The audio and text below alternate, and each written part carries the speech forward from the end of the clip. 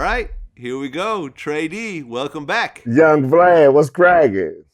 The quarantine edition right now. I'm with that. I'm with that. Yeah. Well, we were actually going to do the interview in person, but you explained to me how you got some older people living at your house with you right now, so Well, it makes more sense. I have frequent visitors that are immunocompromised. So, I'm being safe for them. I'm like self-isolating and all that just to make sure they safe. Yeah, that's a good idea. It's a very good idea because I took a COVID-19 immunity test yesterday. And got the results back this morning. I'm actually negative, which Great. is one of the few tests that you you don't celebrate when you're negative. Everything else you're negative, you're like, yes. Yeah. HIV negative, yeah.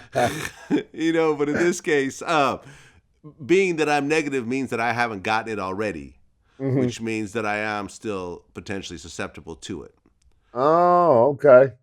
Yeah. Okay. Exactly. If you're positive, that means you've already gotten it and you have basically antibodies built up in your body to protect you against getting it again. So those are the asymptomatic people? Well, people who were asymptomatic and recovered, they would test positive. Right. So would they have to go through that whole process again with the ventilators and the respirators and all that? What do you mean? I'm saying if they test positive again but they're not showing any bad symptoms. Well, there's two tests, right? There's the test where you actively have it, right? That's where they stick that swab up your nose. Right. And then they have the blood test, which is the antibody test, means that you take that when you're already over it, or if you're wondering if you ever had it.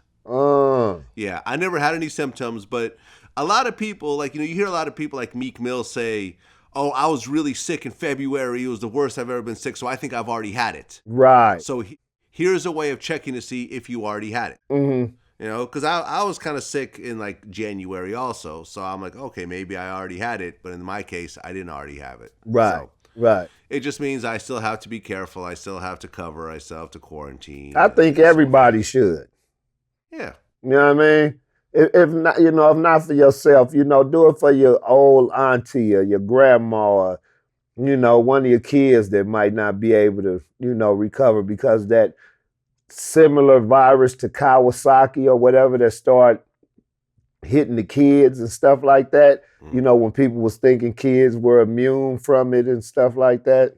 You just got to be safe all the way around. Do your research. Don't believe everything you read and see, but use your own judgment to protect yourself.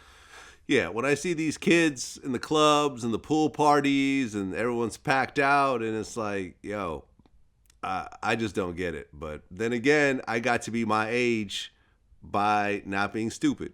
That's real. That's real. When you posted that comment about blunt passing is going out of style, I said, I'm glad we got to smoke together, man. Cause I'm really not with blunt passing, bottle passing, no kind of pass. If I don't sleep with you, I ain't trying to get nothing from you. Not a hit, not a sip, not a kiss. I don't even want to embrace. You know what I mean?